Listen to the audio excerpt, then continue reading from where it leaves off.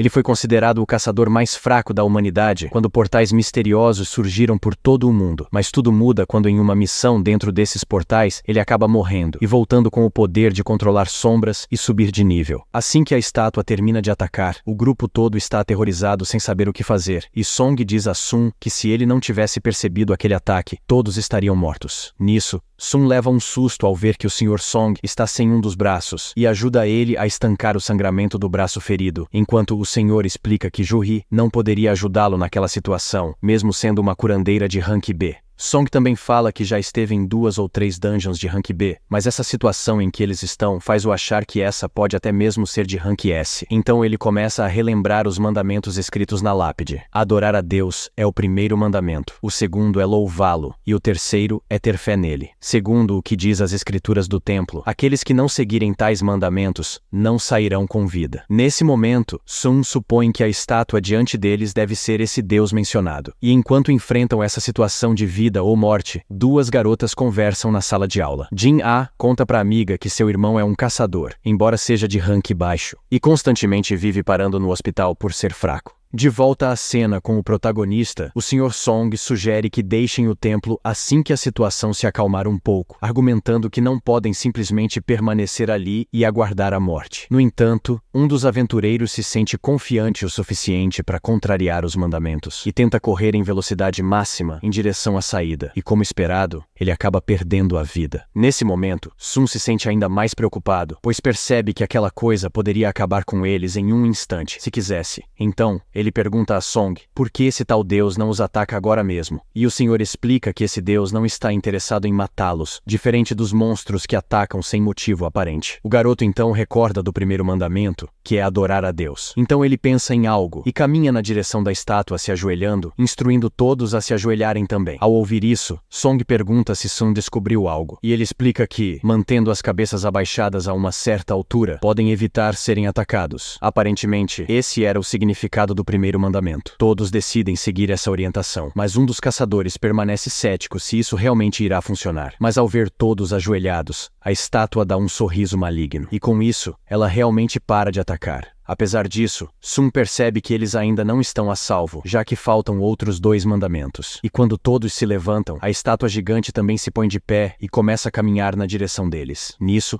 Sun se lembra que o segundo mandamento é louvar a Deus e comunica para os outros. Então um dos membros do grupo assume essa tarefa, alegando que está pesquisando sobre o folclore nacional e sabe como louvar a Deus. O rapaz então se ajoelha e começa uma oração de louvor. Mas inesperadamente, a estátua esmaga ele com um pisão, tirando sua vida instantaneamente. Diante desse choque, todos correm desesperados, tentando escapar do perigo iminente. E nesse cenário de terror, Park lembra que sua família está esperando o seu retorno. Portanto, ele deveria garantir a sua sobrevivência. No entanto, ele é partido ao meio por uma das estátuas de cavaleiro. Vendo isso, Sun fica mais confuso ainda de como deve fazer para cumprir esse mandamento, e pensa consigo enquanto corre que esse Deus mais parece um demônio. E procurando por uma pista, Sun percebe que algumas das estátuas seguram instrumentos de música. Então, ele manda todos irem até as estátuas que contêm algum instrumento. E assim que fazem isso, as estátuas começam a tocar uma música angelical que ecoam por todo o templo. E assim, eles acabam ficando seguros dos ataques das outras estátuas. E quando Sun e Jo-Hee alcançam uma estátua, o mesmo não acontece com eles. A estátua não toca o instrumento e isso faz Sun imaginar que não funcionaria com 2 pessoas. Então, ele deixa Jo-Hee segura ali e sai correndo em direção à outra. Mas ele começa a ser perseguido pela estátua Deus e quase é esmagado por ela, desviando por muito pouco. Mas o desespero só aumenta quando Sun percebe que está perto demais da estátua errada, sendo acertado com tudo por ela, perdendo sua perna. E mesmo nessa situação horrível, ele reúne suas forças, se rastejando em direção à estátua com um instrumento, conseguindo por pouco ficar a salvo de ser pisado. E após todas as estátuas musicais cumprirem sua função, a grande estátua senta em seu trono. E ao se aproximar de Sun, Jun-Hee percebe que sua perna foi arrancada e entra em estado de choque. Desesperadamente, ela tenta curá-lo, mas ela está tão abalada e sobrecarregada que começa a sangrar e não consegue ajudá-lo. E depois que todos se reúnem, um dos membros do grupo critica o líder, argumentando que ele tomou uma decisão imprudente e que toda a situação de terror que estão vivendo é culpa dele.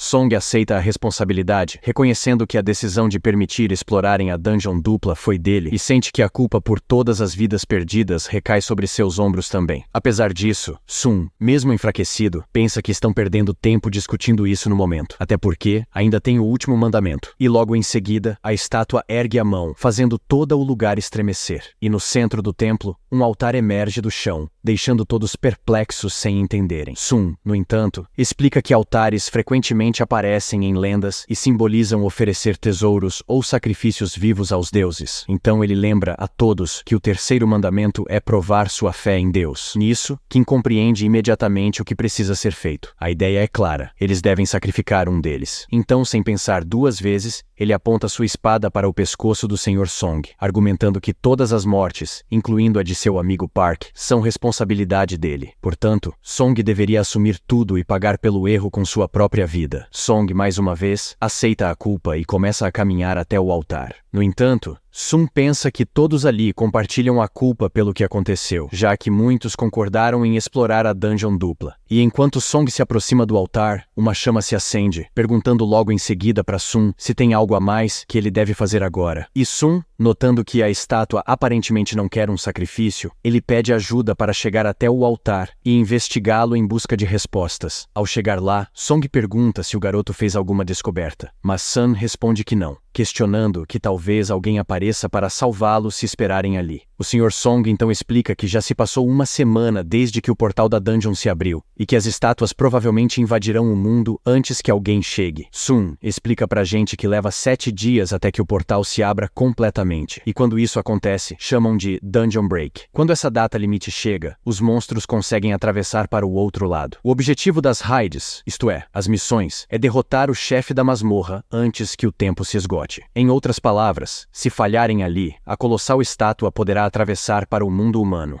Depois disso, Sun chama Kim e Jun-hee para chegarem até o altar de sacrifício, dizendo que provavelmente precisam que cada um se aproxime para as chamas se acenderem respectivamente. E ao se aproximarem, a porta se abre, fazendo-os questionar se podem sair ou se seria outra armadilha. Mas então as estátuas começam a caminhar em direção a eles, deixando os membros restantes com mais medo e confusos. Por causa disso, Jun-hee fecha os olhos, mas Sun percebe que quando olha para a estátua, ela para de se mover. Então instrui todos ali a não desviarem o olhar, pois se o fizerem, as estátuas se aproximarão ainda mais. Só que uma mulher que estava olhando fixamente acaba sendo tomada de medo e corre em direção à saída, fazendo uma das chamas se apagarem e o portão se fechar um pouco. Sun fica confuso, mas acaba raciocinando que as chamas azuis vão se apagando com o tempo, e a chama vermelha se apagou quando a moça deixou o altar. Então ele pensa de novo em cada mandamento, e supõe que deve ser uma armadilha que causa a sensação de perigo e medo, e depois oferece uma esperança falsa, e talvez esse seja o teste de fé nesse Deus. Mas nesse momento, o caçador que estava segurando ele sai correndo dizendo que não aguenta mais, e os outros também são tentados a saírem, levando Sun a gritar que se mais pessoas saírem, eles terão pontos cegos. O Sr. Song pede para Sun explicar, e ele diz que enquanto mantiverem os olhos nas estátuas, estarão seguros, e quando as chamas azuis que marcam o tempo se apagarem, eles poderão sair. Mas Kim questiona se não tem a chance de no fim, quando elas se apagarem, eles ficarem presos ali, e completa dizendo que não esperava que o caçador mais fraco fosse fazer tudo isso e salvar eles até aqui. Porém, chora dizendo que tem uma família esperando por ele, e sai pelo portão, fazendo com que agora as estátuas se movessem em direção a Sun, que não conseguia olhar para ambas. Com isso, Song diz que Sun e Jun-hee devem sair dali, deduzindo que a porta deve continuar aberta enquanto um deles continuar ali, e fala que os dois ainda têm muitos anos pela frente. E quando ele pede para Jun-hee ajudar Sun, ela desaba dizendo que suas pernas ficaram sem forças. Então, Sun manda Song pegar ela e sair, e antes que ele conteste, Sun grita com ele dizendo que só ele pode carregar ela agora, e que não podem mais perder tempo. Jun-hee entra em desespero e se oferece para ficar ali para morrer no lugar de Sun, mas ele corta ela dizendo que prometeu que a levaria para comer, então entrega o cristal que conseguiu, e diz que quando sair dali, pegará o troco com ela. Ela novamente tenta contestar, mas Song acerta um golpe em sua nuca, e ela desmaia. E então, ele sai dali carregando ela. Com isso, Sun fecha os olhos e se sente aliviado, dizendo que deve ser o único que precisa morrer mesmo. Mas antes disso, ele pega a espada e fala que se vai morrer, pelo menos vai levar um deles junto. Mas ele logo é golpeado várias vezes e se joga para desviar dos ataques pesados das estátuas, pensando enquanto é atingido que sempre riram dele mesmo ele dando seu melhor sempre. E agora, mesmo com tanto esforço, ele só vai acabar morrendo. E enquanto Sun é acertado várias vezes, só consegue pensar nas palavras egoístas de Kim, dizendo que toda a gratidão dele era da boca pra fora, e que no fim, só os egoístas que se safam. Ele pensa com ódio que também tem família e queria chegar vivo em casa, e relembra de ter se sentido aliviado por pensar que deveria ser o único que precisa morrer, se xingando de hipócrita, já que não pensou em como sua família ficaria. E estando à beira da morte, apenas pensando que não quer morrer e desejando ter mais uma chance, ele recebe uma notificação de sistema avisando que faltava 0,2 segundos pro coração dele parar de bater, perguntando se ele quer aceitar ser um jogador. Então, se você quer a continuação e curtiu o vídeo, já deixa aquele like para fortalecer, se inscreve no canal e se quiser sugerir algum anime, deixa aí nos comentários. É isso e até o próximo recap do Tio Wasabi.